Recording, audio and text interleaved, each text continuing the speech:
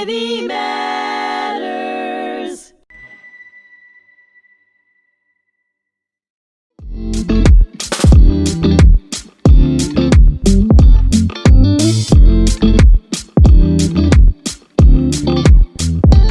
Hi, everyone. Thank you so much for joining us for this episode of the Dana Download. I am your host, Dana Arschin Kraslow. In the Dana Download, I introduce you to different guests from all different parts of my life, from broadcast journalism to Holocaust to circus and all my hobbies in between. And I'm so excited today to introduce you to two girls who are so special to me, Jorgia Saracino and Alexis Brooks. And you can see them right there. I love you, girls. So before I introduce you, I'll just explain quickly how we know each other. So in addition to my role as documentarian or storyteller here at the Holocaust Memorial and Tolerance Center, I wear a lot of different hats, and one of them is I am a facilitator at Witness Project and the director of Witness in Action. So Witness Project is a UJA-funded program at the Sid Jacobson JCC on Long Island, where every other Thursday night, the entire academic year, Holocaust survivors and high school students come together.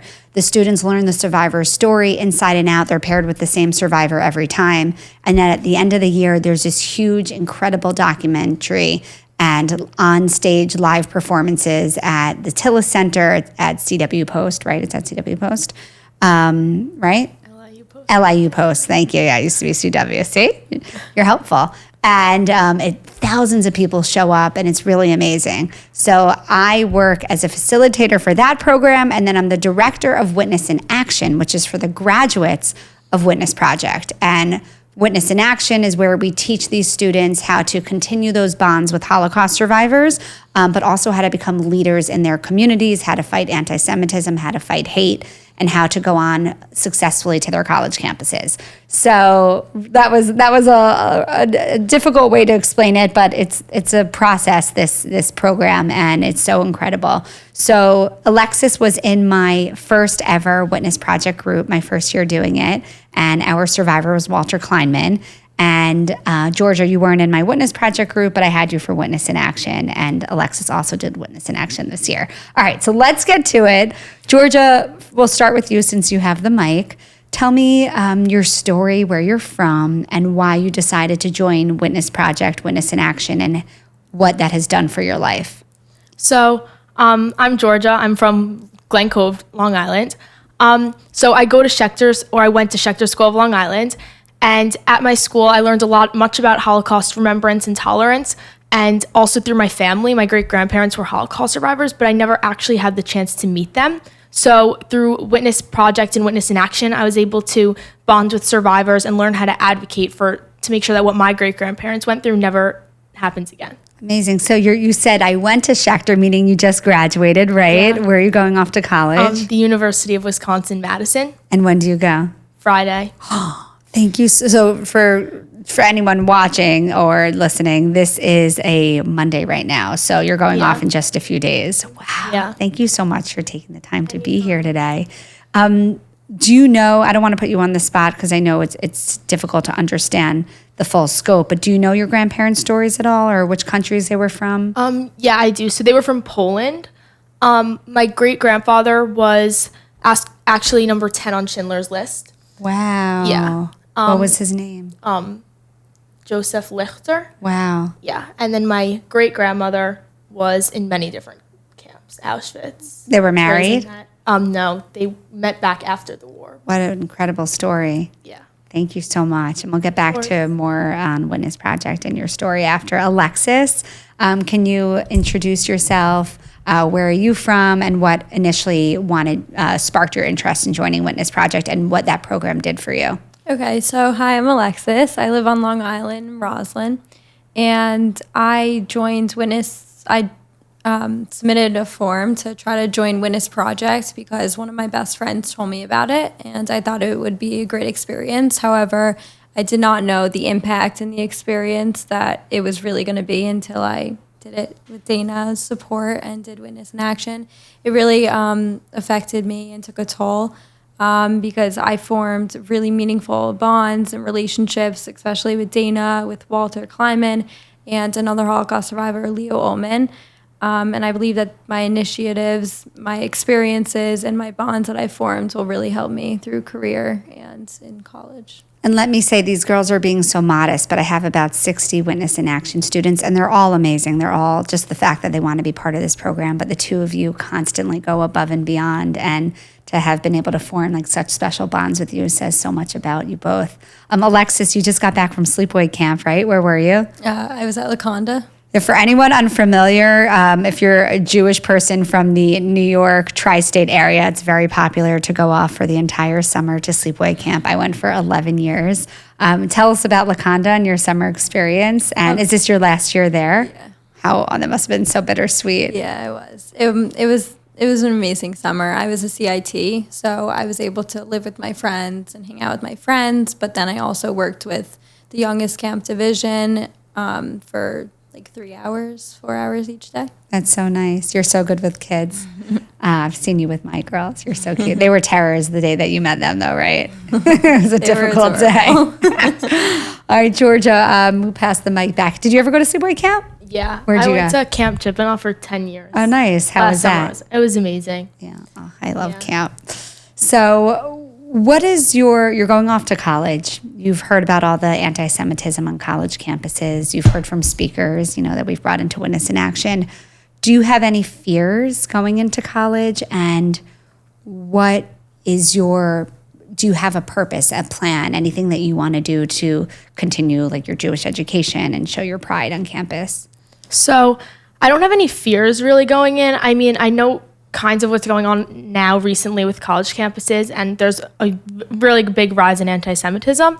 But really, I feel like my time in Witness Action and Witness Project has really like trained me well to be able to combat anti-Semitism and know my facts and be able to speak to people who maybe aren't as knowledgeable on the topic or who I have differing opinions with, to be able to have like civil conversations with them and share my opinion and be able to listen to them and hear their side of the story. So I'm not really scared, but I don't really know what's to come for me, especially because I went to a Jewish private school, so I didn't really experience any of that. Everyone really shared the same opinions. Right, so you never really experienced. So yeah. Do you think you might experience? Have you heard about any anti-Semitism on Wisconsin's campus? I have. I'm sure I will experience it, whether like I hear about it or I see it. I don't know if I'll be directly in conversation with people who have differing opinions or who are protesting against causes that I don't agree with, but if I do, I feel like I'm well prepared to speak to them and listen to their side of the story and share the facts that I know. What did you hear happened on campus at Wisconsin? Any examples? I feel like there was a Nazi protest at some point, but this was probably in 2 years ago, my junior year of high school. So I don't remember exactly what it was, but I think there was like swastikas, flags. Yeah. But So at least you know going in that you're prepared for anything. Yeah. Do you feel like Witness in Action and Witness Project helped educate you on how to arm yourself verbally and I guess not physically, but do you feel like you could defend yourself confidently in a conversation?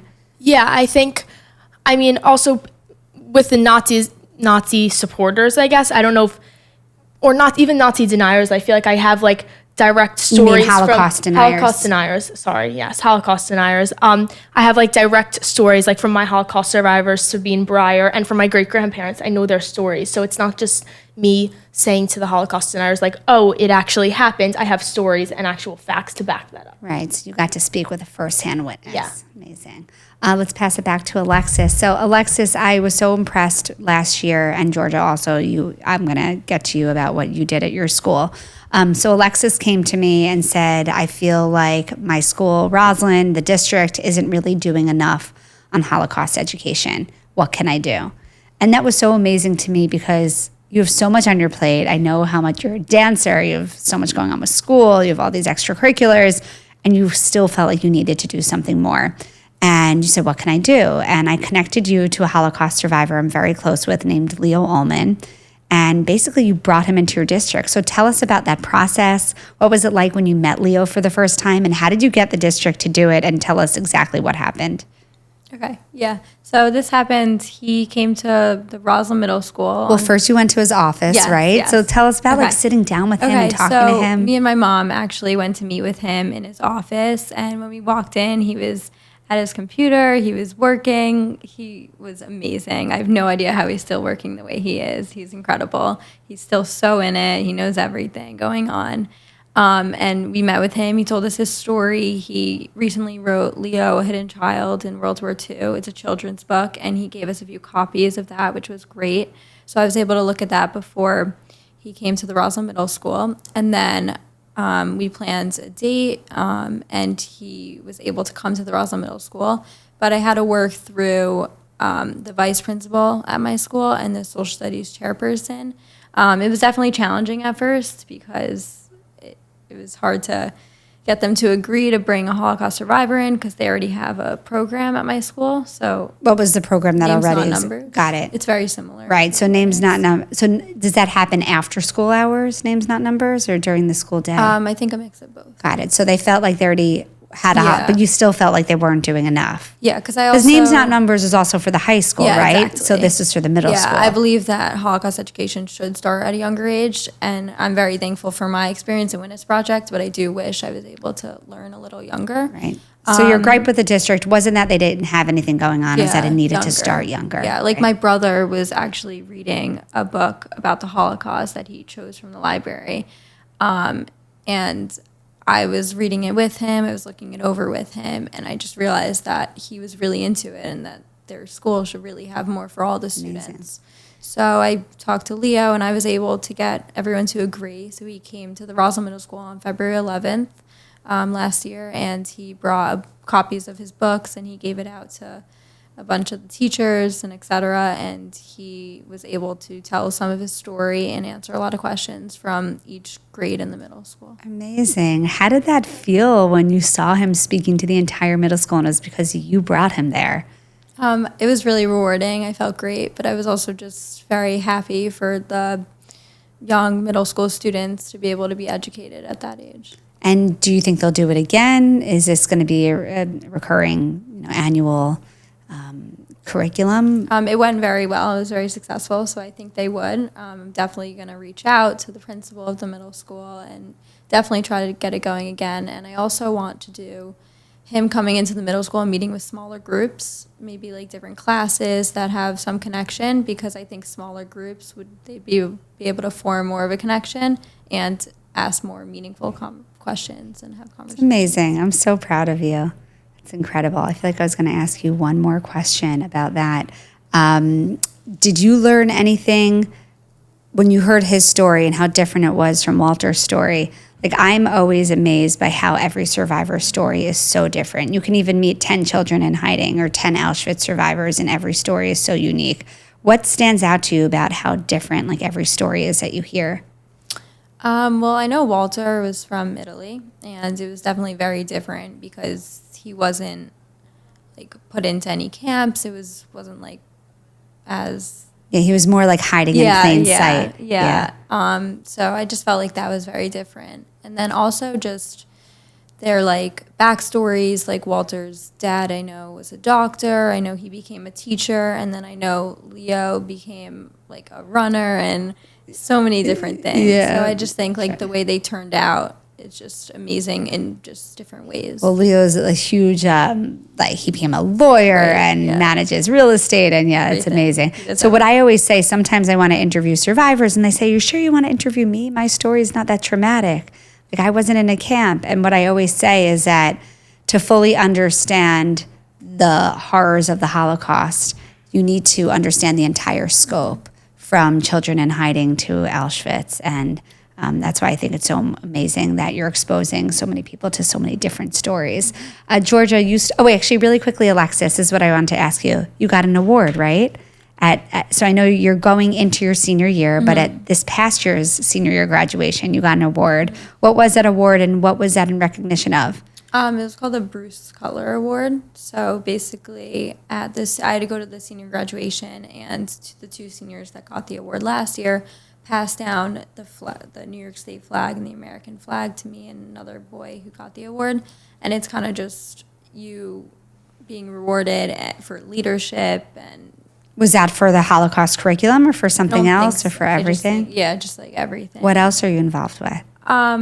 Well, obviously, like a lot of clubs and stuff like that, but I was also rewarded, like, to go to this leadership program called Toby, like my sophomore year. So I'm thinking it has to do with that too. That's so But great. it was just like accepting the flag to represent your class. Mazel tov. That's amazing. Thank you. All right, Georgia, back to you. So I want you to brag about all your accomplishments and tell me everything, and make sure to speak into the mic so everyone hears you okay. Tell me, I know you brought survivors to Schechter as well. Fill us in on everything that you've done at your school. Yeah, so obviously I do go to a Jewish private school, but there was no club, or of course it was talked about, and the students from a very young age do learn about the Holocaust, but I didn't feel like students really were able to take action in school within a club. So I started a club called HEAR, which stands for Holocaust Education and Remembrance. And usually the Yom HaShoah, Holocaust Remembrance program, we always have one every year, but it's usually run by the teachers, and the faculty usually put it together. But I thought maybe the students would be able to get more involved in it. So I went to the director of like Jewish event, like it's like director of Jewish studies, but also like everything like involved. The person who would oversee the program. And she thought it was an amazing idea and came together with me, and we made a club. And starting in September of my junior year, we were able to plan up to May. We rewrote the whole script for Holocaust Remembrance Day. And actually, this is my sophomore year. And my sophomore year, I brought in Sabine, and then that's where the idea actually sparked to have the club. So then my junior year is when we wrote the whole script, and we brought in Arnie Newfield to speak, because Sasha Chernoff, who was in the club with me, and she was also a participant in Witness Project and Witness in Action.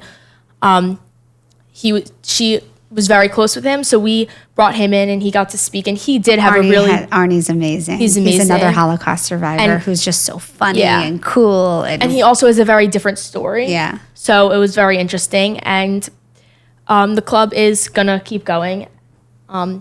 This year we had, I don't remember exactly. I think we had 2 survivors speak this year, so I don't remember who spoke when.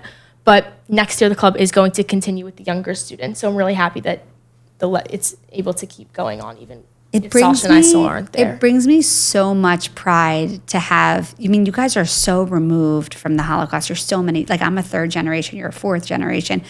To still have so much pride and want to keep the stories alive just makes me feel so hopeful for the future.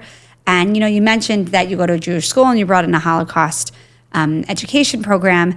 In the past, I used to always be like, we don't need to educate the Jews. We need to educate other people. And I feel very differently now. Now I feel like it is so important to instill that Jewish pride, because if we're not standing up for ourselves, if we're not proud of where we come from, then who's going to defend us and who's going to fight for us? So I actually think instilling the Holocaust education and the pride among us, like within us, is just as important, if not more important. So you guys are doing amazing things. So, what, Alexis, we'll go back to you. What are you most looking forward to? This is going to be your last year in Witness in Action with me. We have so many incredible things coming up. I don't know if you even know everything that we're doing, but we're going to the Anne Frank exhibit in New York City. We're going on another Flying Trapeze Day, because I love that. But I bring a survivor, and we talk about how brave it is for these kids to go on the flying trapeze, and then the survivors talk about the bravery their families took during the war. So it all ties together, and I strongly believe that Holocaust education doesn't always have to be somber. Yes, it was the darkest day in human history, but it doesn't always have to be somber. There's so many stories of hope, and there's so many stories of resilience. So I try to, remind my kids that it's okay to do a fun flying trapeze day, but also, remember where we came from. So we have that. Is there anything you're most looking forward to, or do you have any favorite Witness in Action memory? Maybe Ted Comet? Yeah, Ted Comet was definitely amazing. He really left a lasting impression on me. I actually used he was telling us a story, and whatever he said really stuck with me, so I wrote it down right away, and I've actually used it for some things. But he was just amazing, and his story was great. And for anyone unfamiliar, Ted Comet was just a Jewish visionary. He was the founder of the Israel Day Parade, which I anchor every year. He just was a man on a mission to bring the Jewish community globally together. And his wife, who was he wasn't a survivor, but his late wife was, and she created these hand-woven tapestries that were hanging throughout his apartment. We went on a field trip there, and he passed away just a few months later. So how lucky were we? So lucky. Yeah, and I created an obituary piece for the parade on him this year, and it was such an honor to be able to do that. Anything else that stood out? I just think meeting with the survivors and being able to see Walter just all the time was amazing. Yeah. And forming another connection with a different Holocaust survivor with a different story, Leo, was unforgettable. Amazing. Anything you wanted to add, Georgia? Sure. I think a little different than with the Holocaust survivors, but meeting with like the IDF soldiers like Sam Freed and the Nova survivors, which is like obviously not exactly the same as what the Holocaust survivors went through, but it has like similarity, and you can see the commonalities through each story. And it's crazy to see how this is still going on, even though we're fighting so hard for it. But it was really interesting to be able to hear more current stories and people who are closer to our age. You have to make me a promise. If you're home in December for our Witness in Action and Survivor Hanukkah party, you have to come and speak to the kids about your experience. I will. Okay. So I leave everyone with one question. I told you I never think of questions in advance. I don't. But there's one last question that I ask my guests. Is there one moment in your life, it could be multiple moments, that changed how you see the world?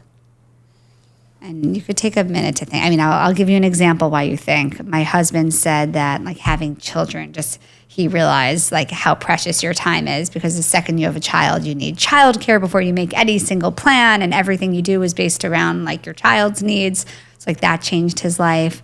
It could be meeting a Holocaust survivor who showed you how precious life was.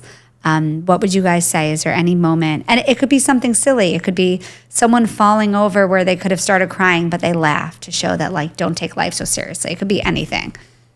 What do either of you have one you could think of? It could be getting into college. Yeah. You got one, Alexis? I would say just in general, like overall, the relationships and different bonds that I've formed like throughout my life, like of course with Holocaust survivors, that really means so much to me, and I still keep in contact with all of them and try to just talk to them. And like you said, like going on trapeze with them, like my favorite memory with Walter was going to his house with my dad and helping Walter's wife clean the dishes after, and it was just so nice. I didn't know you did that. Yeah. But also just, I think my relationship with my family really means so much to me. We all have I have a special relationship with each one of them, and we have family dinners every night. We really try to, and I just think we get to talk about our days, the good and bad, and we're there for each other through it all. That's really beautiful. Your parents are so special. I love your mom. She just has so much. You're just like a mini version of her, right? That's what everyone says. You really are. What about Georgia? Do you think of anything? So this is, I mean, it's kind of taking things for granted, but Omer Nutra, who went to my school, and tell because people listening might not know who Nutra is. I hope they do, but he was a lone soldier who went to the IDF, and he was supposed to go to Binghamton after the IDF, but he chose to stay after his like training camp that he went to, and he was a New York native. Yeah, a lone soldier from Plainview. And on October 7th, there was something went wrong with his tank. And he made the right decision. He saved most people that were in his tank, but he actually was taken hostage and murdered by Hamas immediately. But I think having someone so close, we are very similar. Like, we went to the same high school, and I have mutual friends with him that are very close with him. So seeing someone who's so close, similar to me, and having his life, like, he went to just go defend our home country, and having his life taken away from him so fast for just being on the border and trying to protect the country, it's like very fascinating to see, like, how like one decision could so easily change your life, and someone so close to home. Yeah. So rest in peace, Omer. Yeah. He's amazing. I saw that just over the weekend. I forget what the event was, but Navy SEALs all took a knee in honor and memory of Omer. So thank you, girls, so much. I could talk to you forever. I am so proud of you. Another shout out to Jorgia Saracino and Alexis Brooks and UJA Witness Project and Witness in Action for bringing us all together, and the Sid Jacobson JCC. I really appreciate all of you listening and joining us today. Again, my name is Dana Arschin Kraslow. This is the Dana Download. I hope you will continue to tune in as I bring really interesting guests on throughout the years to come. Thanks so much. And thank you to Priscilla, our tech director here, who is always on time and helping us look wonderful and sound great. And to the rest of the hmTV team, couldn't do it without you. Have a great day.